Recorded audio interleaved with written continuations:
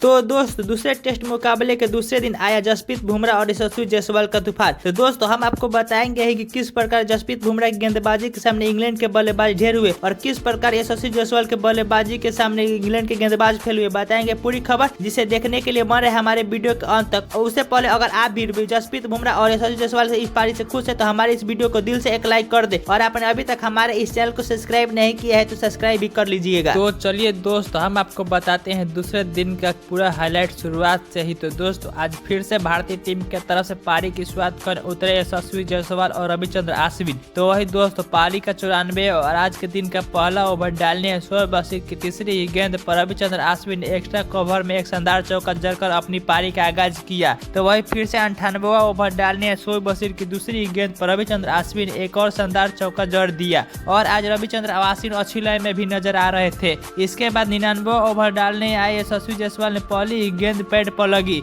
लेकिन यह इंग्लैंड की टीम ने रिव्यू जरूर लिया, लेकिन यह रिव्यू भारतीय टीम के पक्ष में गया और यशस्वी जायसवाल बच गए। इसके बाद 100वां ओवर डालने फिर से शोएब बशीर की चौथी गेंद पर यशस्वी जायसवाल ने लॉगन के ऊपर से एक शानदार छक्का जड़ दिया और इसी के साथ अब यशस्वी जायसवाल 190 रन पर पहुंच गए। तभी 101वां ओवर डालने जेम्स एडरसन की दूसरी ही गेंद पर रविचंद्र अश्विन ने मिड की दिशा में एक शानदार चौका जड़ दिया और अगली गेंद पर कमबैक करते हुए जेम्स एडरसन ने रविचंद्र अश्विन को विकेट कीपर बेन फोक्स के हाथों कैच चौका पोलन भेजा और भारतीय टीम को 7वीं झटका दी। हालांकि रविचंद्र अश्विन ने रिव्यू जरूर लिया, लेकिन यह रिव्यू सक्सेसफुल नहीं हो पाया और रविचंद्र अश्विन को पोलन जाना पड़ा। रविचंद्र अश्विन इस मुकाबले में 20 गेंदों में 20 रन की पारी खेले। इसके बाद नए बल्लेबाज के रूप में कुलदीप यादव बल्लेबाजी करने आए। तभी 102वां ओवर डालने शोएब बशीर की पहली गेंद पर स्क्वायर की दिशा में एक शानदार छक्का जड़ दिया और इसी के साथ यशस्वी जायसवाल 197 रन पर पहुंच गए। तभी दूसरी गेंद पर जो लो फुल टच थी उस पर एक बेहतरीन चौका लगाकर यशस्वी जायसवाल ने अपने टेस्ट करियर का पहला दौरा तक पूरा कर लिया। तो इसके बाद 103वां ओवर डाले जेम्स एडरसन की पहली गेंद पर यशस्वी जायसवाल को इनसाइड एज के जरिए स्लिप में एक चौका मिल गया। तो इसके बाद फिर से 107वां ओवर डाले जेम्स एडरसन ने अपनी 5वीं गेंद पर यशस्वी जायसवाल जो कि हिट करना चाहते थे वह गेंद पूरी तरह से बल्ले पर नहीं आई और सीधे एक्स्ट्रा कवर पर खड़े खिलाड़ी के हाथों में चली गई। यशस्वी जायसवाल को जेमी एडरसन ने जेनी बेस्टो के हाथों कैच चटका पोलन भेजा और भारतीय टीम को 8वीं झटका दिया। यशस्वी जायसवाल इस मुकाबले में शानदार बल्लेबाजी करते हुए 290 गेंदों में 209 रन की शानदार पारी खेले। इनके आउट होने के बाद नए बल्लेबाज के रूप में जसप्रीत बुमराह बल्लेबाजी करने आए। तभी 111वां ओवर डालने रेहान अहमद की पहली गेंद पर जसप्रीत बुमराह ने मिड विकेट की दिशा में एक शानदार चौका जड़ दिया, लेकिन रेहान अहमद ने इसी ओवर में कमबैक करते हुए अपनी 5वीं गेंद पर जसप्रीत बुमराह को सेकंड स्लिप में खड़े जोरूट के हाथों कैच करा पोलन भेजा और भारतीय टीम को 9वीं झटका दिया। जसप्रीत बुमराह इस मुकाबले में 9 गेंदों में 6 रन की पारी खेले। इनके आउट होने के बाद भारतीय टीम के आखिरी उम्मीद के तौर पर मुकेश कुमार बल्लेबाजी करने आए और आज यह अपना खाता भी नहीं कर पाए और 112वां ओवर डालने शोएब बशीर ने अपनी 6ठी गेंद पर फर्स्ट स्लिप में खड़े जोरूट के हाथों कैच चटका पोलन भेजा और भारतीय टीम को ऑल आउट कर दिया और इसी के साथ भारतीय टीम पहले इनिंग में 396 रन बनाई। भारतीय टीम की तरफ से सबसे अधिक रन यशस्वी जायसवाल जबकि शुभम गिल 34 रन बनाए। तो वही दोस्तों इंग्लैंड की तरफ से पहली पारी की शुरुआत करने उतरे बेन डकट और जैक कराली। तो पहले ओवर डालने जसप्रीत बुमराह ने अपना पहला ओवर मेडन डाला। तो इसके बाद दूसरा ओवर डालने आए मुकेश कुमार की पहली गेंद पर फाइनल की दिशा में एक बेहतरीन चौका देखने को मिला बेन विकेट के बल्ले से। तो इसी ओवर की चौथी गेंद पर जैक कराली ने भी एक मिड विकेट की दिशा में शानदार गेंद को 4 रनों के लिए भेज दिया। तो इसके बाद फिर से तीसरा ओवर डालने जसप्रीत बुमराह की दूसरी गेंद पर जैक कराली को इनसाइड एज के जरिए एक चौका मिल गया। तो इसके बाद फिर से चौथा ओवर डालने मुकेश कुमार की चौथी ओवर में 3 बेहतरीन चौका लगाए बेन विकेट ने और आज इंग्लैंड के दोनों ही बल्लेबाज बहुत ही अच्छी लय में नजर आ रहे थे और इसी के साथ लंच ब्रेक तक इंग्लैंड की टीम 32 रन बनाई बिना विकेट खोए। तो वही लंच जब खत्म होने के बाद क्रीज पर उतरे फिर से बेन विकेट और जैक कराली। तब 9वां ओवर डालने जसप्रीत बुमराह की दूसरी, तीसरी और छठी यानी एक ही ओवर में 3 बेहतरीन चौका देखने को मिला जैक कराली के बल्ले से। तो इसके बाद फिर से 10वां ओवर डालने रविचंद्र अश्विन की तीसरी गेंद पर फिर से जैक कराली ने एक लेगर की दिशा में शानदार चौका जड़ दिया।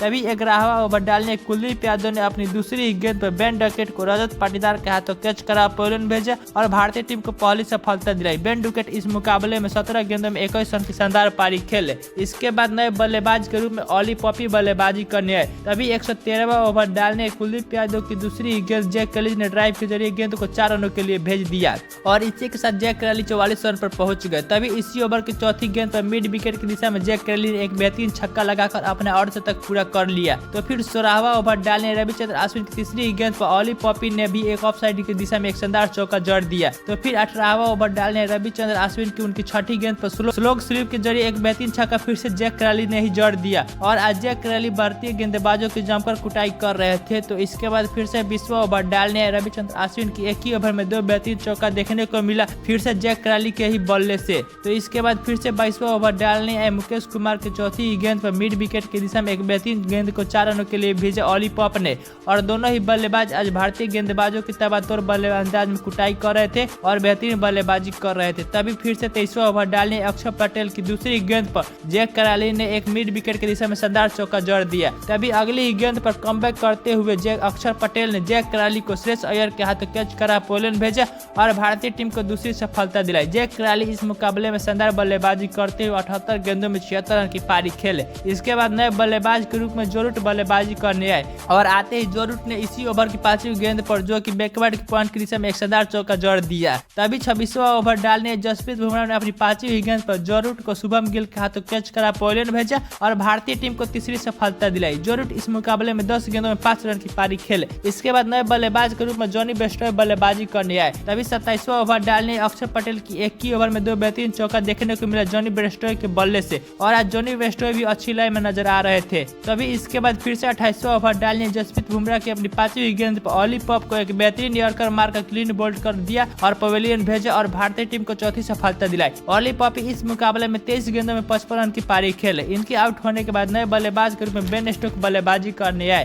तभी इसके बाद से 31वां ओवर डालने कुलदीप यादव की पहली गेंद पर कवर की दिशा में एक बेहतरीन चौका लगाया बेन स्टोक ने। तो फिर 32वां ओवर की चौथी गेंद पर जो कि मुकेश कुमार थी उस पर एक बेहतरीन पॉइंट की दिशा में चौका लगाया जॉनी बेस्टॉय ने। तो फिर 33वां ओवर की छठी गेंद जो कि बेन स्टोक ने एक स्क्वायर की दिशा में शानदार चौका जड़ दिया। तो इसके बाद 36वां ओवर डालने जसप्रीत बुमराह ने अपनी चौथी गेंद पर जॉनी बेस्टॉय को शुभम गिल के हाथों कैच करा पोलैंड भेजा और भारतीय टीम को 5वीं सफलता दिलाई। जॉनी बेस्टॉय इस मुकाबले में 39 गेंदों में 25 रन की पारी खेले। इसके बाद नए बल्लेबाज के रूप में बेन फॉक्स बल्लेबाजी करने आए। तभी 37वां ओवर डालने आए कुलदीप यादव की दूसरी गेंद पर बेन स्टोक ने मिड विकेट की दिशा में एक शानदार चौका जड़ दिया और बेन स्टोक जहां पर एक छोर से विकेट संभाले हुए थे तो वही एक तरफ से इंग्लैंड के विकेट पतझड़ की तरह गिर रहे थे। तभी 38वां ओवर डालने जसप्रीत बुमराह की चौथी गेंद पर फाइन लेग की दिशा में बेन फॉक्स ने एक बेहतरीन चौका जड़ दिया। तभी 39वां ओवर डालने कुलदीप यादव ने अपनी दूसरी गेंद पर बेन फॉक्स को क्लीन बोल्ड कर पोलैंड भेजा और भारतीय टीम को छठी सफलता दिलाई। बेन फॉक्स इस मुकाबले में 10 गेंदों में 6 रन की पारी खेले। इसके बाद नए बल्लेबाज के रूप में रेहान अहमद बल्लेबाजी करने आए। तभी 40वां ओवर की छठी गेंद पर जो कि जसप्रीत बुमराह की थी उस पर एक मिड ऑफ की दिशा में शानदार चौका जड़ा रेहान अहमद ने। तभी 43वां ओवर डालने कुलदीप यादव ने रेहान अहमद को शुभम गिल के हाथों कैच करा पोलैंड भेजा और भारतीय टीम को 7वीं सफलता दिलाई। रेहान अहमद इस मुकाबले में 15 गेंदों में 6 रन की पारी खेले। इसके बाद नए बल्लेबाज के रूप में टॉम हार्टली बल्लेबाजी करने आए। 45वां ओवर डालने कुलदीप यादव की एक ही ओवर में 2 बेहतरीन चौका लगाया बेन स्टोक ने। तभी 46वां ओवर डालने रविचंद्र अश्विन की दूसरी गेंद पर बेन स्टोक ने स्लोप स्वीट के जरिए एक शानदार छक्का जड़ दिया। तो इसके बाद फिर से 47वां ओवर डालने कुलदीप यादव की छठी गेंद पर टॉम हार्टली ने भी मिड विकेट के दिशा में एक बेहतरीन छक्का जड़ दिया। तो इसके बाद फिर से 48वां ओवर डालने रविचंद्र अश्विन की तीसरी गेंद पर कवर के दिशा में एक बेहतरीन चौका लगाया बेन स्टोक ने। तभी इसके बाद फिर से 49वां ओवर डालने आए कुलदीप यादव की छठी गेंद पर मुकेश कुमार थी उस पर एक बेहतरीन चौका देखने को मिला बेन स्टोक के ही बल्ले से और अब बेन स्टोक अच्छी लय में भी नजर आ रहे थे। तभी 50वां ओवर डालने जसप्रीत बुमराह ने अपनी दूसरी गेंद पर बेन स्टोक को क्लीन बोल्ड कर पोलैंड भेजा और भारतीय टीम को 8वीं सफलता दिलाई। बेन स्टोक इस मुकाबले में 54 गेंदों में 47 रन की पारी खेले। इसके बाद नए बल्लेबाज के रूप में जेम्स एडरसन बल्लेबाजी करने आए। तभी 52वां ओवर डालने जसप्रीत बुमराह की दूसरी गेंद पर टॉम हार्टली ने इंडीज एज के जरिए एक बेहतरीन चौका मिल गया। तभी इसी ओवर की अगली गेंद पर कमबैक करते हुए जसप्रीत बुमराह ने टॉम हार्टली को शुभम गिल का कैच करा पोलैंड भेजा और भारतीय टीम को 9वीं सफलता दिलाई।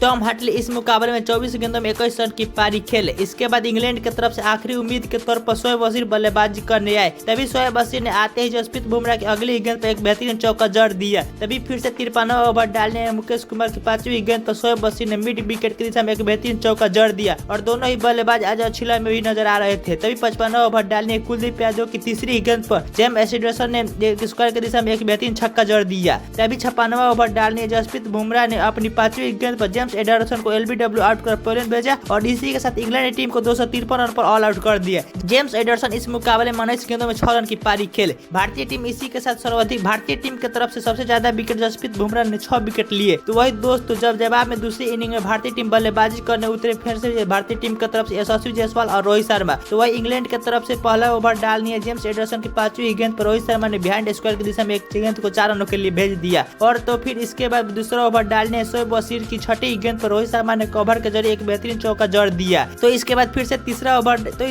से चौथा ओवर डालने हैं शोएब बशीर की 4थी, 5वीं और 6ठी यानी हैट्रिक चौका देखने को मिला यशस्वी जायसवाल के बल्ले से और दोनों ही बल्लेबाज अब अच्छी लाइन में नजर आ रहे थे। तभी 5वां ओवर डालने रेहान मोहम्मद